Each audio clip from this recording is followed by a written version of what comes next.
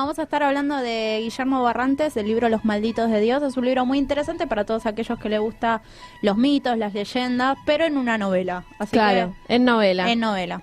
Y ya estamos entonces en línea, en contacto con Guillermo. ¿Cómo estás? Te saluda Gabriela. Hola Gabriela, ¿cómo va? ¿Todo muy bien? ¿Y vos? Bien, bien, todo bien. Bueno, queríamos que nos adelantes un poco y nos puedas contar algo breve sobre la novela. ¿Qué es lo que nos puedes contar para poner en contacto a los oyentes y a nosotros también? Y mira, bueno, es una novela que te invita un poco a recorrer junto al protagonista esa otra Buenos Aires, ¿no? Los autores somos Víctor Covielo y yo, que antes ya habíamos... somos los autores de toda una saga llamada Buenos Aires es leyenda, editada también por Planeta, desde el 2004, es una saga que está dedicada específicamente a lo que son mitos urbanos, Ajá. ¿sí? Leyendas urbanas de Buenos Aires. Todos los capítulos son investigaciones, pero cada investigación está contada desde nosotros mismos, para que el lector se sienta que está investigando con nosotros, ¿no? Así que tienen elementos narrativos de la novela, ¿no? Los libros de mitos urbanos, Claro. toda la saga de Buenos Aires es leyenda. Entonces, a partir de esta saga, seguimos por supuesto involucrados tanto con novelas como con cuentos, pero siempre con los mitos urbanos, y Los Malditos de Dios es una novela, ¿sí? Completa, que la semillita es una investigación, un mito urbano, que hicimos sobre una estatua maldita que está en el Hospital Rivadavia, ¿sí? Según el mito urbano hay una estatua que estaba dentro del hospital, que todos decían que tenía como una especie de energía negativa, que la gente se moría más seguido en el hospital y era por culpa de la estatua, ¿no? Claro. Típica historia de mito, ¿no? Sí. Y bueno, lo interesante es que el mito termina superando la realidad, porque le terminan haciendo caso, la sacan a la estatua, la ponen en los jardines del hospital, y hoy se la puede encontrar en un lugar donde no molesta ya a nadie, ¿no? Porque está justo en la puerta de la morgue. Así que si era la causante de muertes, ahí todos los que llegan se llegan sin posibilidades. Claro. Ese mito urbano, esa leyenda urbana que fue investigada para la saga, nos inspiró a escribir toda una historia. A partir de eso nos pareció muy interesante. Además hace referencia al mito de Mothman, que es un mito internacional que habla de una especie de mensajero de la muerte, ¿no? Que está presente siempre que ocurre una fatalidad. Se dice que aparecen, son una especie de ángeles negros, ¿no? De hombres polilla que aparecen o que aparecieron antes de lo que pasó en Chernobyl, de las Torres Gemelas, del tsunami en Oceanía, ¿no? Como que antes de una catástrofe terrible aparecen o se los ven, ¿no? Claro. Como vaticinando que algo terrible va a pasar. Bueno, Buenos Aires no se puede quedar afuera de ningún mito, así que también tenemos a nuestro Mothman, y vendría a ser esta estatua. Y el protagonista de la novela es Hermes, que es un médico que trabaja en el Hospital Rivadavia, empieza a sentir un poco todo esto y se da cuenta de que ante cada fatalidad que él presencia, tanto dentro como fuera del hospital, hay un anciano, ¿no? Un viejo que está presente, que lo mira, ¿no? Y bueno, cuando aparece una vez, cuando aparece 2 veces, 3 veces, deja de ser una coincidencia, Claro. más sospechoso.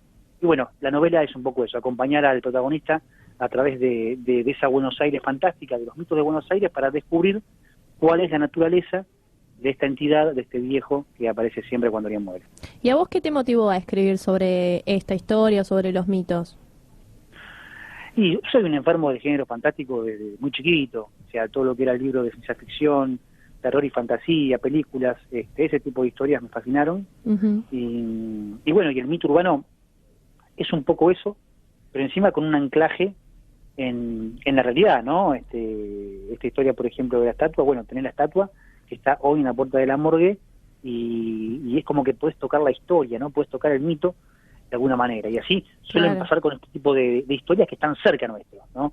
No estamos hablando de un fantasma, de un combate que sucedió en algún lejano campo, no, estamos hablando de cosas que pasan a la vuelta de la esquina, ¿no? Así que esa cercanía, para uno que escribe y que le gusta, ¿no? Ese tipo de historias de fogón, ¿no? Siempre cuando íbamos a un campamento, Claro. queríamos escuchar una de esas, ¿no? Así que para uno que siempre tiró para ese lado, y que encima uno se puede encontrar con estas historias que están ahí, que están a la vuelta de casa y que la gente cree en ellas, más atracción no se puede sentir. Hola, Guillermo, te saluda Micaela, ¿cómo estás? ¿Cómo te va? Todo bien. Hermes es el médico protagonista de la historia. ¿Por qué se le presentan estas pesadillas que luego se va transformando en cada vez más reales, más realistas? Y él no lo sabe, y eso es lo interesante, ¿no? Y por ahí la trama para que uno no deje de leer, ¿no? Uno quiere saber qué le va a pasar a Hermes, y que cada uno de nosotros, cuando lee la novela, sea un poco Hermes, ¿no? Claro. Esa es la idea. Así que él no sabe por qué se aparece esta entidad, por qué todo comienza a tornarse de oscuro, ¿no? En su vida, se le mueren 2 pacientes que él tiene mucho más seguido, Claro. Empieza a presenciar accidentes en la vía pública, todas fatalidades, ¿no? Se pelea con su pareja, va todo mal, y cuando ocurre, como les contaba al comienzo, una de estas muertes, aparece esta figura, este viejo que lo está mirando, y bueno, lo primero que piensa el tipo es que es un curioso, y nada más que eso. Claro. Pero cuando se aparece en diferentes ocasiones, ya dice, no puede ser que el mismo tipo esté en todas las muertes que yo presencio, tanto dentro del hospital como afuera. Entonces ahí lo fantástico empieza a meter la cola, porque ya uno va hacia ese terreno, a buscar ese tipo de explicaciones. Y bueno, y aparentemente en el hospital hay un personaje que es el encargado de la morgue, Velázquez, que aparentemente él sabe algo más. Él sabe algo más y lo llama y bueno, le revela algo que cambia el rumbo de la novela, cambia el rumbo de las investigaciones de Hermes, y bueno, la idea es esa, descubrir quién es este viejo, que bueno, se descubre al final de la novela. Claro, es un libro con personajes, la verdad, de la vida cotidiana. Por ejemplo, un médico, bueno. ¿Crees que es uno de los temores de las personas a que les pase estas cosas?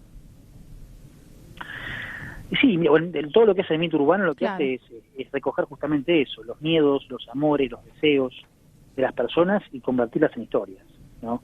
Cualquier historia de fantasmas que te cuenten, te están hablando de la gran pregunta de si hay vida después de la muerte. Y si hay vida, ¿de qué se trata esa vida, no?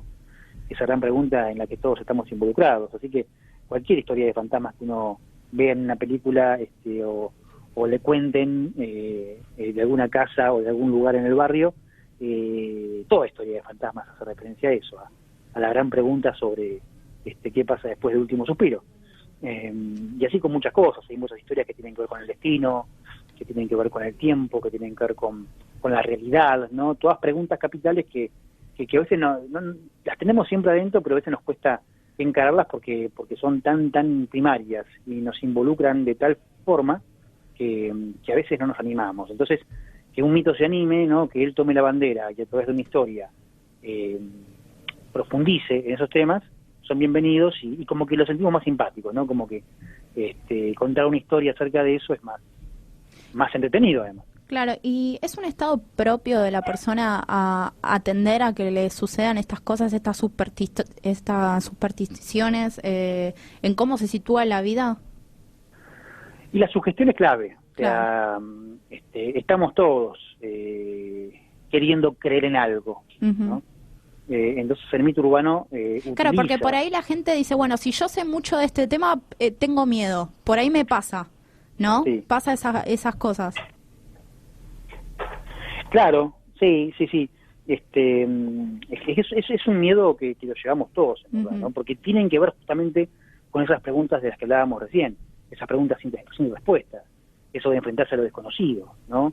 ¿Qué es la muerte? ¿Cómo la podemos imaginar? Y no, es una cosa amorfa, no sabemos qué es la muerte, si tiene una forma o no, es una cosa desconocida, y preferimos enfrentarnos a algo que tenga forma, por eso es que vamos a encontrar muchos mitos, muchas historias a la muerte que le dan una forma, ¿no? Claro, por eso la famosa frase, yo le tengo respeto, Claro, por eso no me meto.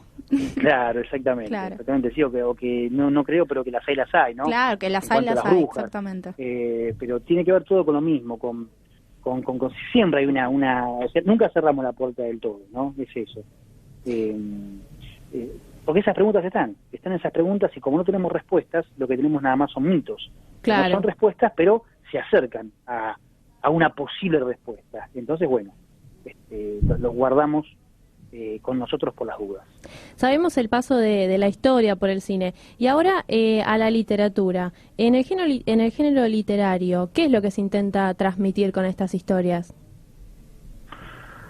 Y en cuanto a lo que es Buenos Aires es leyenda, a cada uno de los mitos que recoge toda la saga, Sí. que son 4 libros, lo que se busca es eso, o sea, mostrarte que hay otra Buenos Aires latiendo con la Buenos Aires cotidiana, que hay toda una Buenos Aires mágica que está ahí, que cada esquina tiene una historia, que cada casa tiene una historia, que cada monumento tiene una historia, y que son historias que están buenísimas, o sea, que el boca en boca las fue moldeando hasta hacerlas perfectas y que uno las puede contar y luego queda bien en cualquier cumpleaños. Claro, por ejemplo, ¿no? el cementerio de la Chacarita. Esconden millones de historias, de mitos, de leyendas. Y sí, bueno, pero un cementerio es como una especie de semillero, ¿no? Ujú. De ese tipo de historias, porque vos pensás que cada sepulcro es una historia sepultada, y en el cementerio de Chacarita encima tenés hectáreas y hectáreas y hectáreas de historias sepultadas. Y todo cementerio es un elemento ideal para un combo mítico. Siempre vas a encontrar historias, porque estamos de vuelta con lo mismo, ¿no? Estamos caminando por una ciudad de muertos y la gran pregunta es esa, ¿no? ¿Ese es el final o hay algo más? Claro. Claro. ¿Vos en qué contexto escribís? Digamos, ¿cómo te manejás? ¿Preferís, qué es lo que te inspira? ¿Preferís de día, de noche? ¿Cómo es que es tu contexto para escribir? Y a veces depende cómo venga la mano. Si tengo que elegir, elijo de noche. Ujú. Elijo de noche escribir. Más porque estamos hablando de estos temas, ¿no? Claro. Que la noche son amigables con la noche, ¿no? Pero bueno, muchas veces, y eso tiene que ver con lo de ser un escritor profesional, o sea, uno también tiene que cumplir tiempos, tenés un contrato, tenés que entregar un libro. Total. Entonces, y tenés además otros quehaceres en el día, ¿no? Obviamente. Y así que hay semanas en las que uno puede esperar la inspiración, y hay otras semanas en las que no puedes esperarla. Claro. Tenés que buscar la voz, ¿no? Te tiene que encontrar ella sentado trabajando, ¿no? Claro. Entonces, esas semanas que son un poquito más de Intensas. trabajo continuo, Claro. intensas, puedo estar escribiendo a la tarde, a la mañana, en cualquier bache, en cualquier momento puedo anotar algo en el subte. Claro. Es así, ¿viste? Es así. Bueno, Así que, Guillermo, te pasa por hemos conocido en varios libros, bueno, como recién comentabas, en Buenos Aires es leyenda, en sus varios tomos, en Callados, y te vimos también en televisión, en TN, en varios microsegmentos donde haces énfasis a estos mitos de Buenos Aires, por ejemplo, el Ital Park. sí. Me acuerdo patentemente verlo en el sillón con mi mamá a ver la historia del Ital Park.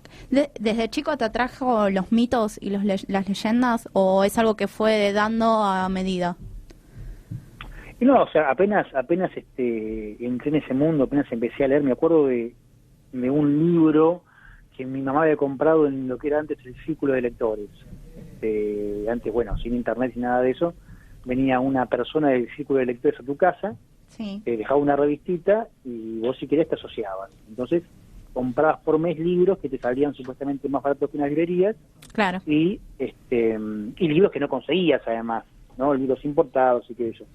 Me acuerdo que ya leía, me gustaba mucho eso porque quería ver qué novedades traía cada mes, y uno de los libros que compramos ahí era uno era Hacia lo imposible, y hablaba de todos casos extraños alrededor del mundo, ¿no?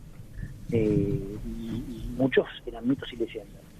Y había otro libro que era acerca de casos policiales nunca resueltos, que también se convierte en una especie de leyenda, ¿no? Porque Claro. como tienes un final, en realidad tu mente va para muchos finales y ahí es donde uno entra en el terreno mítico. Entonces, bueno, me acuerdo que esos dos libros tuvieron mucho que ver en aquella etapa de mi vida porque me di cuenta que a veces el misterio es mucho más atrapante que una respuesta y bueno, y la lectura es eso, es un qué pasaría si, ¿no? Así que ahí comenzó un poco todo y después con respecto al Ital Park, por ejemplo, amaba el Ital Park, o sea, para mí era un oasis en medio de la ciudad de diversión, y cuando te das cuenta de que ese lugar que tanto quisiste también forma parte de alguna manera de esta Buenos Aires mágica, bueno, por eso aparece en el tercer libro, por eso hay toda una investigación. Ese capítulo de TN se basó en toda una investigación que hicimos y que escribimos con Víctor Coviero en el tercer libro de Buenos Aires de Leyenda. Claro. Bueno, la verdad, Guillermo, te agradecemos mucho por la comunicación y te deseamos muchos éxitos con la novela. Bueno, 1.000.000 de gracias. Chau. Así pasaba Guillermo Barrantes, porque no queda en la nada, escritor de Los Malditos de Dios. Malditos de Dios. Malditos